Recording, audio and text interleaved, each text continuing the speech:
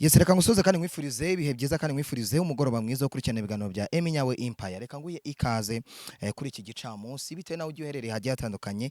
Reka nguye ikaze ku rukiko rwisumbuye rwa Gasabo rukorera mu mujyi wa Kigali. Niho aka kanya magaze niho ndi aho twaje kumva isomwa ry'ifungwa n'ifungurwa ry'agateganyo ry'umuntu witwa Zakari cyangwa se uwitwa Bishop Gafaranga, niyo mazina amwamumenyeho muri rusange. Ndi hano murabizi ko amaze iminsi ari gukurikiranwa n'inkiko abitewe n'ibyaha akurikiranweho yagiye akora mu bihe bitandukanye akorera umugore we bashakanye ari we Annette Murava. Bamaze imyaka bagiye kumara imyaka igeze muri 2 n'igice babana nk'umugabo n'umugore.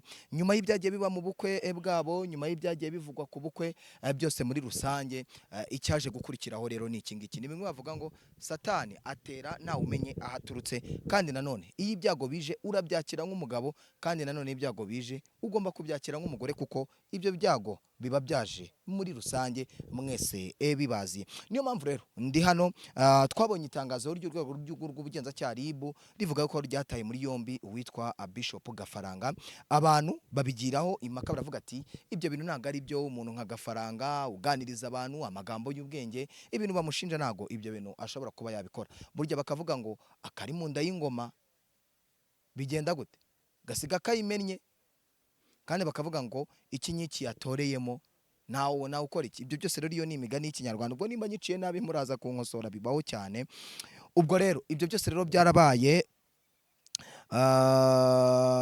ku itariki ya 22 Gicurasi, nibwo Habiyaremye Zakari wamamaye ku izina rya Bishop Gafaranga yaburanye ku ifungwa n'ifungurwa by'agateganyo mu rubanza rwabereye mu rukiko rw'ibanze rwa Nyamata, ndetse urubanza rukaza kubera icyo gihe mu muhezo. Ibyo byose murabyibuka, ariko icyaje kujyamo ni iki ngiki.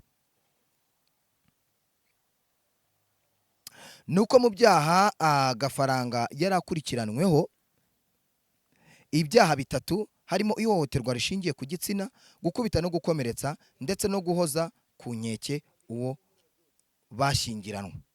Ubushinjacyaha bwasabye ko Gafaranga yakomeza cyangwa se yakomeza gufungwa by'agateganyo. Icyo gihe baje kumusabira iminsi 30 y'agateganyo, ariyo minsi yaje kuburana ku itariki 7 z'ukwezi kwa 7 2025 ahangaha mu rukiko rwisumbuye rwa Gasabo.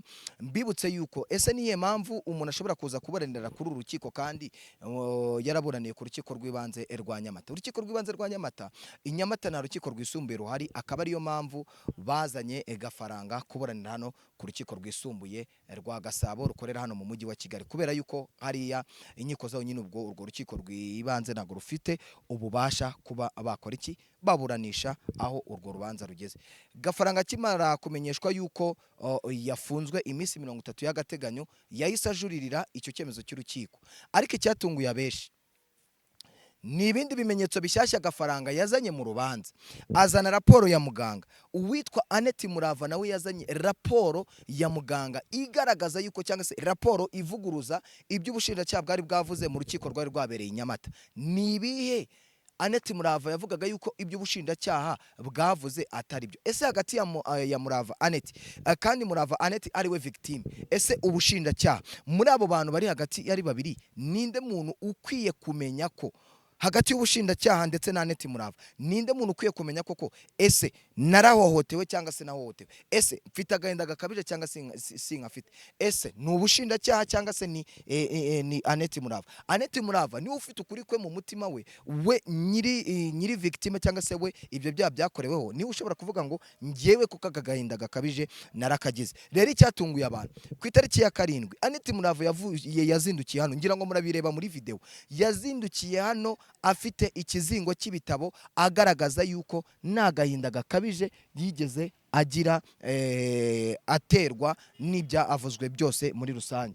Ku itariki ya 19 z'ukwezi kwa 4 2025 bivugwa ko uwitwa Gafaranga yakubise Annette bapfuye telefone ngo yaramwambuye bajye kugurisha undi agakora iki, akabyanga. Muri uko kubyanga byagenze gute? Gafaranga bivuga yuko ngo hari ingumi yakubitaga mu nda Annette Murava, ubwo nyine amukubitaga ahantu wenda atagaragaza inguma. Icyo gihe bivuga yuko uwitwa Annette Murava yabyutse akazanzamuka akabona atari kumwe n'umugabo we ari wende ari we Gafaranga. Biza kurangira inzego z'ibanze zibyinjiyemo, biza kurangira ibyo byose bigeze ku rwego rw'igihugu rw'ubugenzacyaha, birangira uwitwa Gafaranga atawe muri yombi.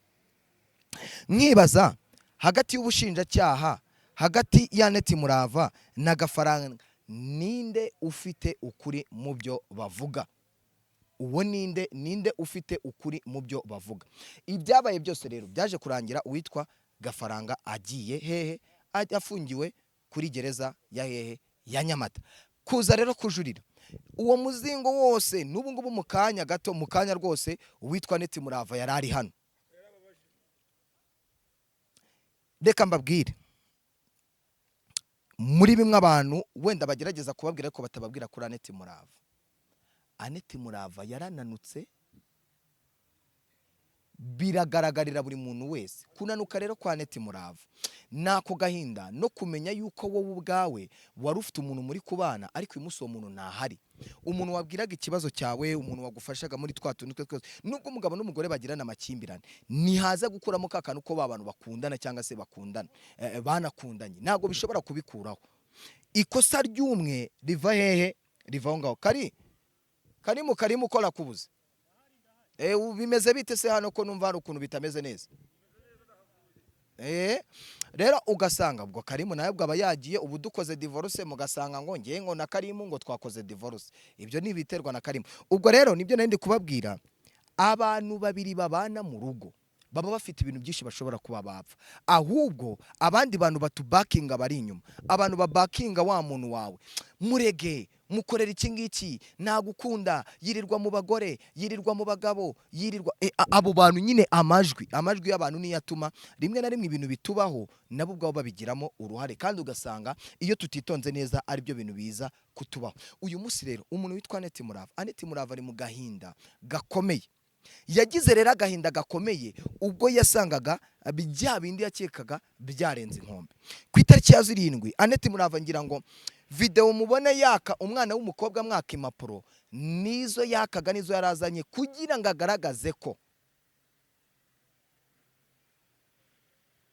ngo agaragaze ko ibyo ubushinjacyaha buvuga byose ari ibinyoma. Nkibaza ubushinjacyaha bwakuye hehe ko umuntu witwa Annette Murava yagize agahinda gakabije kandi Annette Murava we abihakana? Icyo kintu none nicyo turi kwibaza. Ese ubushinjacyaha bwaba bwipanga akazi, bukipanga akazi batari buze kubasha gukora, bakipanga akazi bakabeshyera umuntu? Ese Annette Murava kujya kuzana izo mpapuro zigaragaza yuko nta gahinda gakabije afite, kandi ubushinjacyaha bugaragaza yuko uwitwa Annette Murava yapimwe ibisubizo by'abahanga, ibyo bintu ubushinjacyaha babikurahe kandi nyir'ubwitakana yuko nta gahinda gakabije afite? Ugahita wibaza. Ubwo ndababwiye ngo ni entre parenthèses mugahita mushyiramo question mark. Hagati y'ubushinjacyaha na Annette Murava ni bande bari mukuri? Nimba Annette Murava aragiye akagaragaza yuko atigeze aterwa agahinda n'umugabo we, ubushinjacyaha bukagaragaza yuko Annette Murava afite agahinda gakabije, nkabaza ubushinjacyaha, iyo raporo mwayikuye he yuko Annette Murava afite agahinda gakabije kandi Annette Murava agaragaza yuko we nta gahinda gakabije afite? Ndababaza, mubikurahe? Ubushinjacyaha nibyo murigenga, mufite byinshi mugomba gukora. Nkibaza, ese umucamanza waciye runo rubanza wagendeye kuki?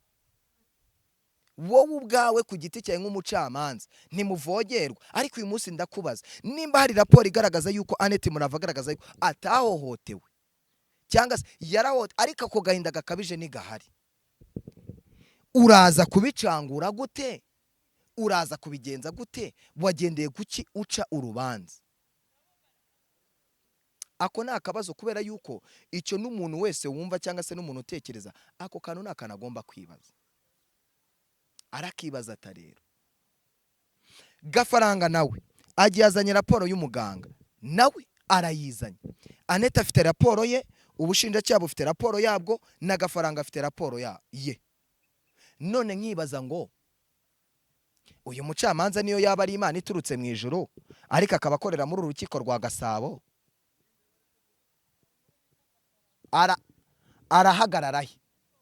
Arahagarara kwande? Aracira ndurubanza? Araza kubigenza gute? Kuko icyo tugenderaho twese tugendera kuri za raporo n'ibimenyetso.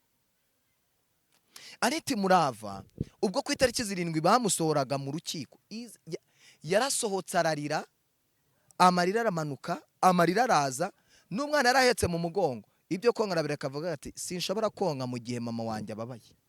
Arabireka kabisa.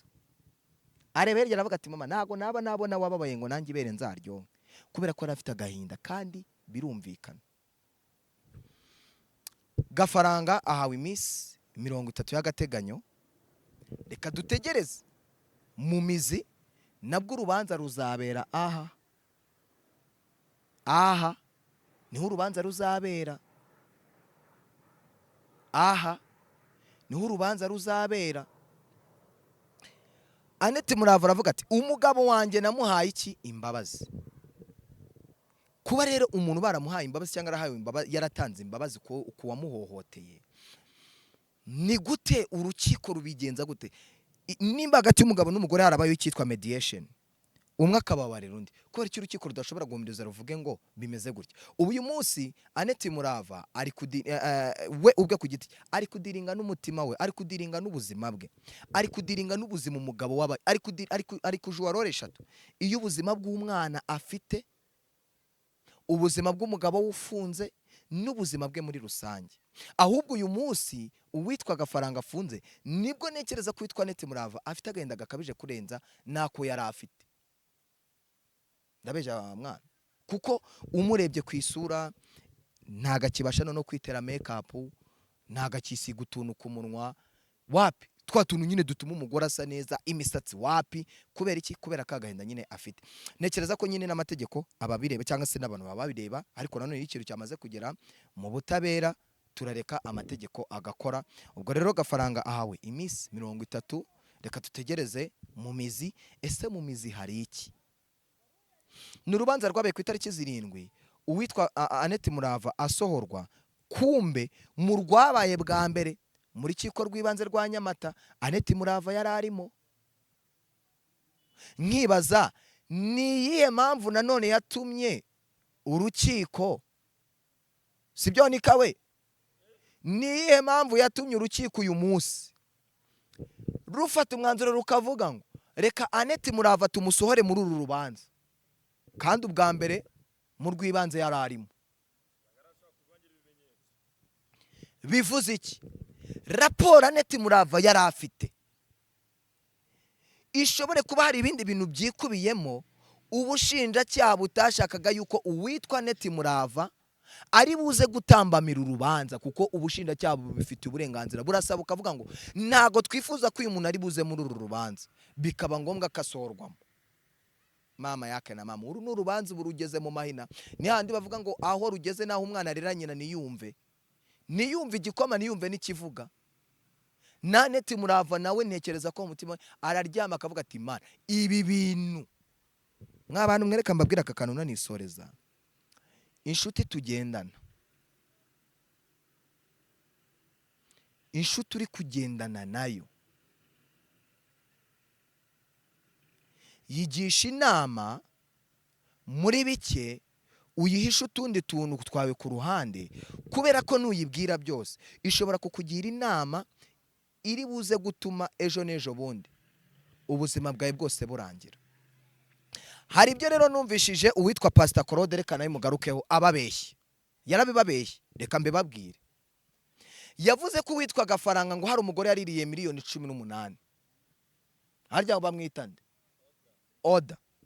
Uyu Oda yavuze, ndagira ngo mbamenyeshe ko ubwo Gafaranga yatabwaga muri yombi, Gafaranga umuntu wa mbere yavuze ngo ushobora kumenya yuko yafunzwe ni umuntu witwa Oda. Uyu Oda ni inshuti, nubwo yagiranye ibibazo na Gafaranga, Gafaranga yabaye iwabo wa Oda, ndetse na murumuna wande na mukuru wa Gafaranga arya n'ibyoni nyibutsa mukuru wa gafaranga yabaye iwabo mukuru wa gafaranga yabaye iwabo wa Oda w'umunyonzi uyu munsi wo mukuru wa ubu wa murumuna wa gafaranga ni umunyonzi yabaye iwabo wa Oda arahava gafaranga ajya kwa Oda nubwo bagiranye ibibazo bimeze gutyo nta nubwo ari miliyoni 18 yari amurimo ayo ni amafaranga y'indishyi y'akababaro cyangwa se amafaranga y'inyongeye y'ikisi yongeho ku rubanza ay'inyungu izo miliyoni 18 ni amafaranga y'inyungu kandi gafaranga na Oda ibyo bintu barabisotinze byararangiye kugeza uyu munsi uwitwa Oda ari mu bantu reka kakantu nkababwire ari mu bantu bafashe icyemezo aravuga ngo njyewe gafaranga zarya ibigora ari uko ntakiriho kereka ari ubishaka ku bushake bwe ibindi bintu rero baza bakababeshya naga ari byo uyu Oda ni inshuti na gafaranga ni inshuti y'umuryango kandi aba bantu ni inshuti gafaranga ahawe iminsi 30 y'agateganyo arakomeza gufungwa iminsi 30 cyane ariko ikindi kintu mbabwira mwari muzi yuko n'ubundi byose ni hahandi mwari muzi yuko Sarongo yakatiwe Sarongo yarakatiwe yahawe imyaka agomba gufungwa nabyo ngiye kubikurikirana Stay Touch kuri Eminyawe Empire kuri kamera ndi kumwe na Karim ni umfashe kugira ngo amajwi n'amashusho asoke Imana ikomeze kubarinda mugire umugoroba mwiza Eminyawe Empire